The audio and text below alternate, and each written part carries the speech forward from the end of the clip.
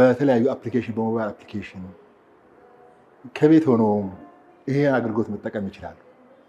እዚህ ቢመጡም ደግሞ ቀጥታ በአንድ መስኮት አገልግሎት የትም እዛም እዚህም ሳይሄዱ አንዴ ማግኘት ይችላሉ። ይሄ ምን ያደርጋል? ሰው ከሰው ጋር ያለውን ግንኙነት ይቀንሳል። ይሄ በሚቀንስበት ጊዜ ላላስፈላጊ ወጪ እና ደግሞ ለሌብነትም የሚዳርጉ ጉዳዮችን በሙሉ ይቆርጣል ማለት ነው።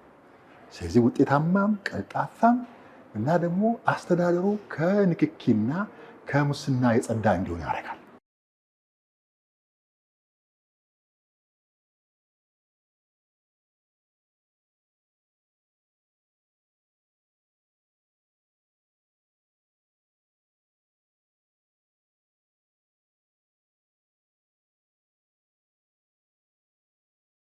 ዛሬ እዚህ ቦታ ላይ ይሄን ስናይ ይሄን ተቋማትን አምጥቶ በአንድ ማዕከል መሶብ በእኛ አገር ቋንቋ መሶብ ስያሜ ሰጥቶ የአንድ ማዕከል አገልግሎትን በዚህ ደረጃ ማሳደግ እጅግ በጣም ተስፋ የሚሰጥ ነው።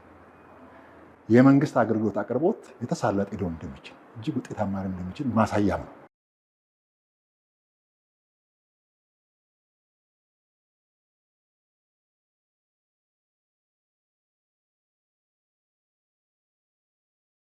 ግልጽ በሆነ ተጠያቂነት ባለው የቅርብ ክትትል ድጋፍ በሚደረግበት አኳኋን ነው ስራው እየተጀመረው። ስለዚህ ያለው ትርጉም እጅግ ከፍተኛ ነው።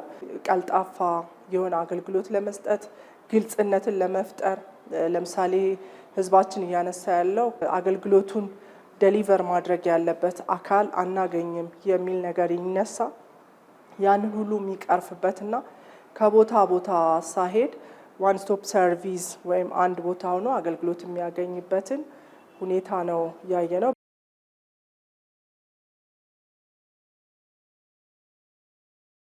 ተገልጋዩ የሚያስፈልገውን መስፈርት ወይ ደግሞ ዶክመንት ካሟላ ያለ ምንም ማዳላት ለሁሉም እኩል አገልግሎት ይሰጣል።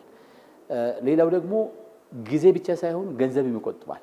ኢንቨስትመንት ላይ ሊሆን ይችላል አገልግሎት የምፈልገው ወይ ደግሞ ንግድ ላይ ሊሆን ይችላል። ይሄ ጉዳይ ደግሞ የተለያዩ ተቋማትን መሄድ የሚያስፈልገው ሊሆን ይችላል። ስለዚህ አሁን ከአንድ ተቋም ወደ ሌላ ተቋም እየሄደ ጊዜውንና ገንዘቡን የሚያጠፋውን በአንድ ማዕከል ሁሉንም ያገኛል ማለት እየተናበቡ ቴክኖሎጂውን በመጠቀም አስፈላጊውን አገልግሎት እዚሁ አንድ አካባቢ እንዲያገኝ የሚያደርግ እንደሆነ ነው የተረዳሁት።